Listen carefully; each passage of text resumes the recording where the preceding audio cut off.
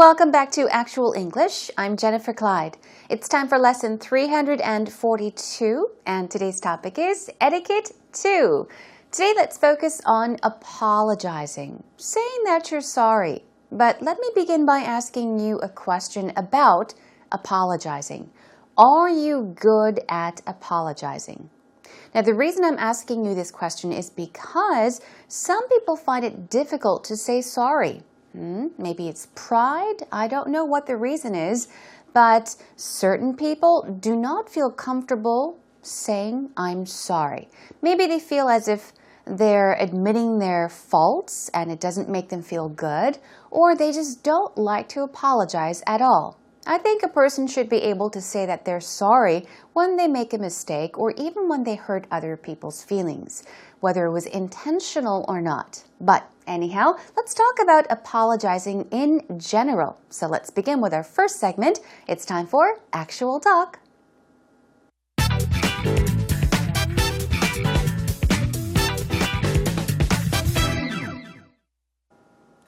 So, I'm on the train yesterday morning. I'm on my way to school, and as the doors open, I'm just about to step off, and bang, American football tackle. Korean woman comes flying through the doors, blatantly knocks me off my feet, and then as I'm regaining my balance and myself to get off, I turn and apologize to her. I'm sorry I was in your way as you crashed straight through me. And she didn't even acknowledge the situation. Right. I was really shocked because coming from an English background where we are renowned for apologizing for everything in life. Right. I feel like in America also we apologize more. Canada's notorious for, I'm sorry. Yeah. No, I'm sorry. No, I'm sorry. Yeah. It was really shocking to me. I didn't know what to do. And I was halfway up the stairs and then all of a sudden I was like, hold on. I didn't do anything wrong. What am I apologizing for?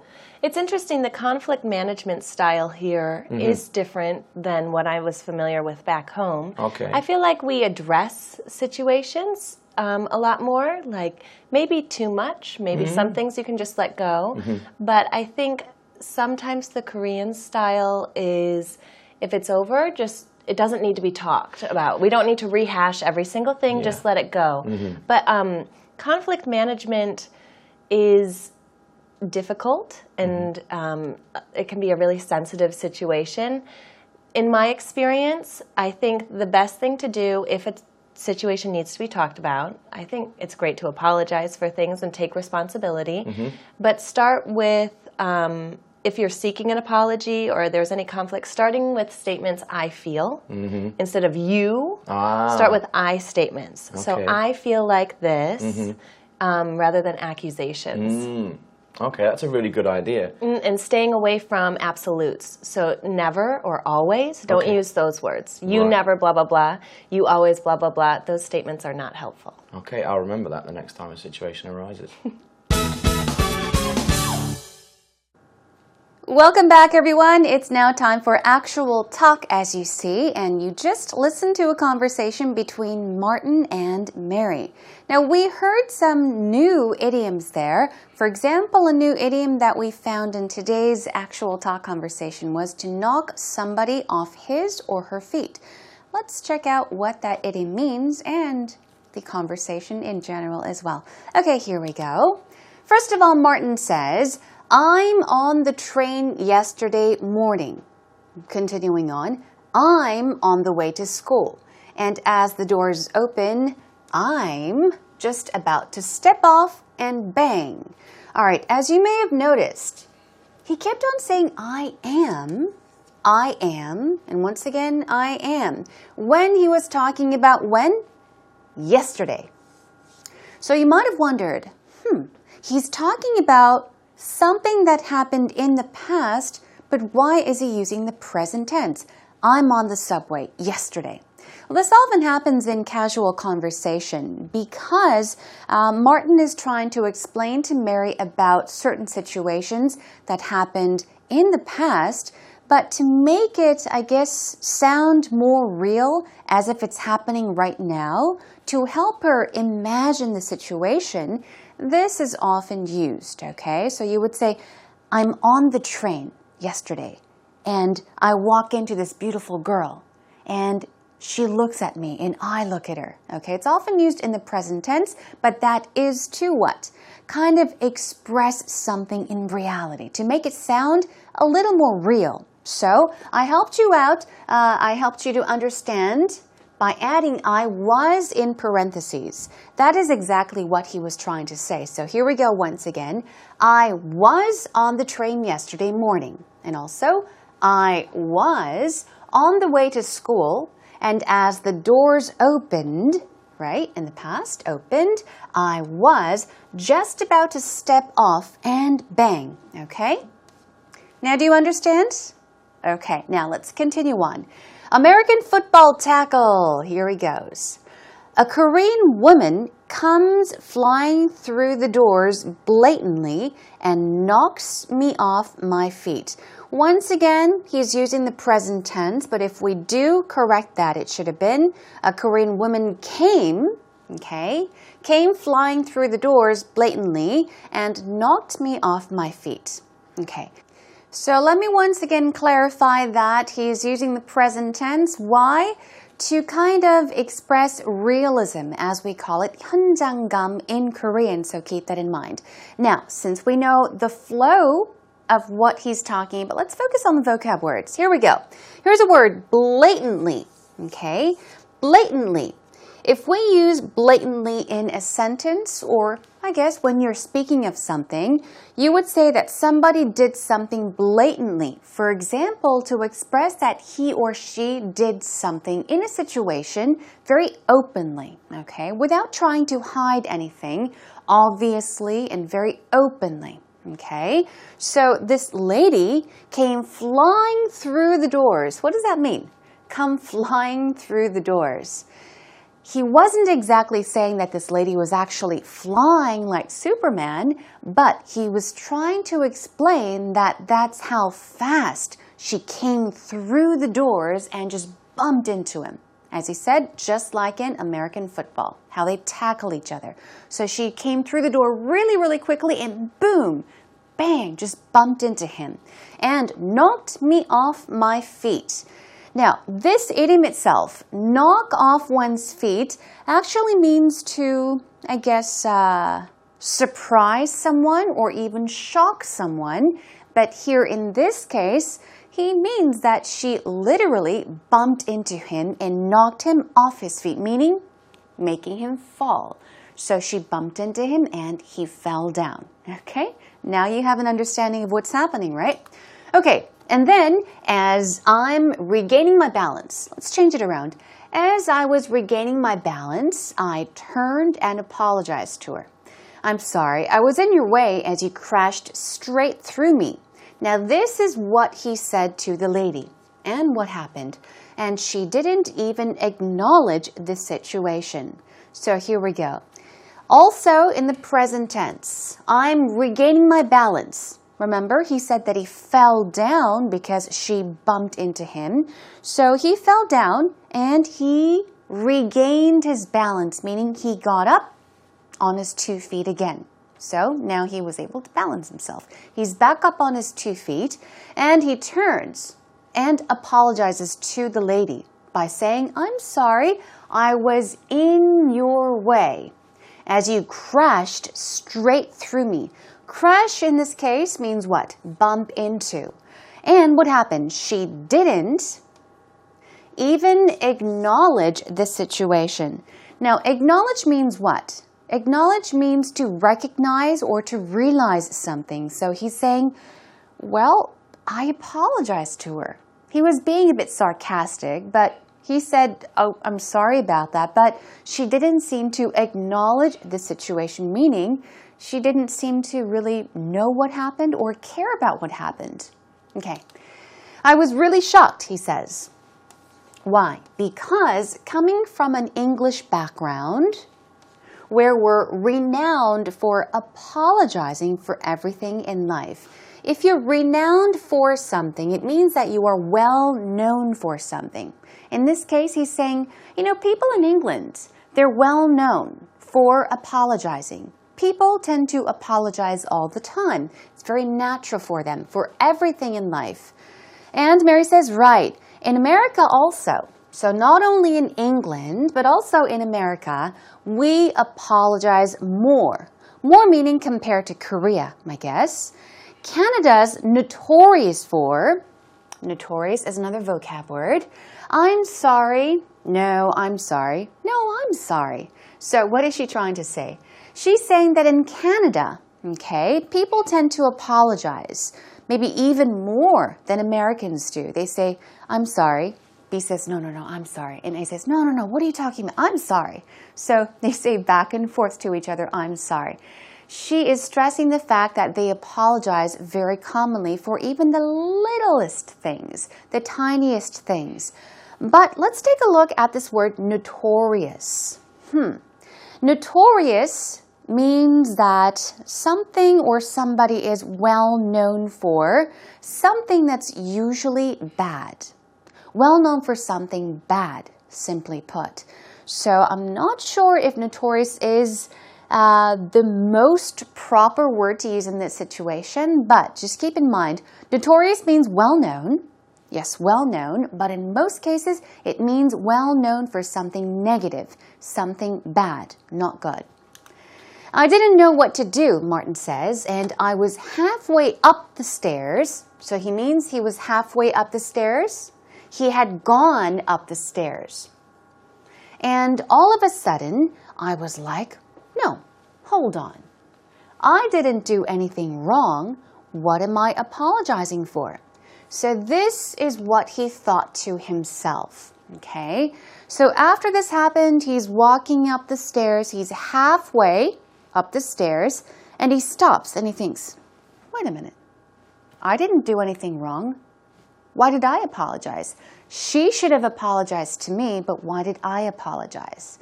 Okay, he realizes that he didn't do anything wrong, okay? It's interesting that conflict management style here is different than or from what I was familiar with back home, okay? Now, we commonly have seen a lot of people on Actual Talk saying different than somewhere. That's fine, it's used commonly, but usually in North American English, we say different from something, so you can choose either than or from. But basically what she's saying that conflict management style, the way people deal with conflicts, arguments, problems, it's different from country to country, from region to region. I feel like we address situations a lot more, maybe too much, she says. Okay, so let's take a look at this word here. Address or address. The word can be pronounced two ways. But definitely when you say address, when the stress is put on the first syllable, we're talking about the location of a place. Detailed description or detailed location of a place, as we call it 주소 in Korean. But you can also address someone or address something. In that case, the stress goes on the second syllable and it can be used as a verb. It means to deal with or discuss. So let's take a look. Here it's used in the verb form. Okay, it means to address. I feel like we address situations a lot more. Meaning, once again, discuss. Deal with situations a lot more. You talk about situations a lot more. Maybe too much. But I think sometimes the Korean style is, if it's over, it doesn't need to be talked about. Is it the Korean style? Maybe it is. I guess, Koreans try to look at things on the bright side, right? They often say 긍정의 힘. So I think what she is trying to say is that Koreans tend to just let things be. If something goes wrong, they say, well, okay, maybe it won't happen again. Maybe I just had bad luck this time. Okay, let's just let it go and forget about it. So she's saying Korean people tend to think positively in many situations. Moving on, she says, we don't need to rehash every single thing. Rehash means to reuse or to make over, do over. See, re is again, right? So re means again. So do something over again. Okay, reuse it, redo something. We don't need to rehash every single thing. Think about something over again, do something over every single time. Just let it go. Here's an expression, everyone, once again. Okay, let it go, let it go. There's even that song, Let It Go. I'm not going to sing for you, but let it go. What does it mean? Let something go or let somebody go means forget about it or forget about that person. Just let it go. Let it be.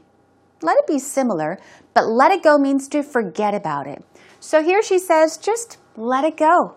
Forget about it. Don't think about it. Don't worry about it. But conflict management is difficult, and it can be a really sensitive situation. Yes. In my experience, I think the best thing to do if a situation needs to be talked about. So, if a situation needs to be talked about, she says, I think it's great to apologize. It's the key word. Apologize for things and take responsibility. That's right. Take responsibility for your faults and your mistakes. So yeah, that's what she's saying. If you make a mistake, be honest about it and say, I'm sorry. I apologize. I was wrong. It was my mistake. That's what she's saying. And I do agree with Mary. Moving on, she says, but if you're seeking an apology, if you're expecting an apology, if you wish to get an apology, if you want somebody to say sorry to you, or there is any conflict, what should you do? She says, start with statements, I feel, instead of you. So, for example, I feel like this, rather than accusations. Okay? An accusation is like a blame. This is when you blame somebody for doing something wrong. But an accusation is usually, criticizing someone, okay? It's when you criticize and find fault in someone when you don't really have proof about it. So she's saying you should always start by saying, I, instead of blaming somebody or accusing them by saying, you did this wrong, you did this, you did this. So that's another vocab word, and Martin seems to agree, so he says, okay, that's a really good idea. Yeah, I think she's made a really good point because I often find myself in arguments or fights sometimes, and it really does help to communicate with one another when you're not blaming each other. Express your thoughts and your feelings by saying, I felt this way, I, instead of blaming the other person. Okay, let's take a listen one more time. So, I'm on the train yesterday morning. I'm on my way to school. And as the doors open, I'm just about to step off. And bang, American football tackle. Korean woman comes flying through the doors, blatantly knocks me off my feet. And then as I'm regaining my balance and myself to get off, I turn and apologize to her. I'm sorry I was in your way as you crashed straight through me. And she didn't even acknowledge the situation. Right. I was really shocked because coming from an English background where we are renowned for apologizing for everything in life. Right. I feel like in America also we apologize more. Canada's notorious for, I'm sorry. Yeah. No, I'm sorry. No, I'm sorry. Yeah. It was really shocking to me. I didn't know what to do. And I was halfway up the stairs and then all of a sudden I was like, hold on. I didn't do anything wrong. What am I apologizing for? It's interesting. The conflict management style here is different than what I was familiar with back home. Okay. I feel like we address situations a lot more, like maybe too much, maybe some things you can just let go. But I think sometimes the Korean style is, if it's over, it doesn't need to be talked about. We don't need to rehash every single thing, just let it go. But conflict management is difficult and it can be a really sensitive situation. In my experience, I think the best thing to do if a situation needs to be talked about, I think it's great to apologize for things and take responsibility, but start with if you're seeking an apology or there's any conflict, starting with statements I feel instead of you, start with I statements. So I feel like this rather than accusations. Okay, that's a really good idea. And staying away from absolutes. So never or always, don't use those words. You never blah, blah, blah. You always blah, blah, blah. Those statements are not helpful. Okay, I'll remember that the next time a situation arises. Okay, welcome back everyone. It's time for us to go over some vocab words and expressions. It's time for actual expressions. Okay, here we have words, vocab words and expressions, idioms taken straight out from our actual talk conversation. Our first vocab word is blatantly. This is a tricky word to pronounce. Here we go. Blatantly. Blatantly. Sound. 끊어주세요. Blatantly means brazenly. Now these are some synonyms. Face to face or readily, as I said. If you're talking about a situation that's really obvious in a very open way, you can use the word blatantly. Okay, face to face. It's open. It's not hidden. It's open.